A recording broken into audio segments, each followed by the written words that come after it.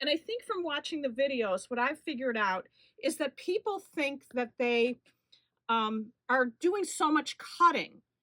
Well, when I look at the videos of people making crumb quilts, they're doing as much cutting, they're just doing it in a different order.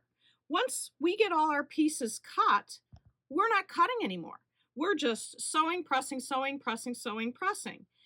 No more cutting. Crumb quilters, they sew a couple pieces together, cut. Sew a couple pieces together, cut. It's the same amount of cutting. It's just where you're cutting. So how do I cut my pieces? If you have strips, you can get out your stripology ruler, lay them out, and you can obviously stack them up too. You can have more here than I'm showing you. Lay down your ruler, cut, cut, cut, cut, cut, and get all your 1.5-inch pieces from these 2.5-inch strips. But more than likely, I have these longer pieces in the full width of fabric pieces in a full width of fabric box. I don't use these for crumbs.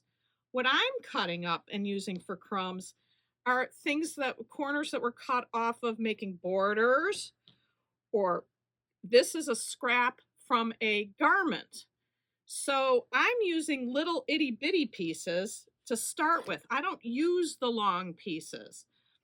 So I will sit in front of the TV and just take my regular old Creative Grids ruler, lay it on. I had 2 layers here and they don't line up, so I'm going to take it apart. And just cut. That's all it is cut a 1.5 by 2.5. And then if I can get a 1.5 by 1.5 out of this, I will. Doesn't look like I will, but I do check. Yeah, these are too small. And then I just keep cutting.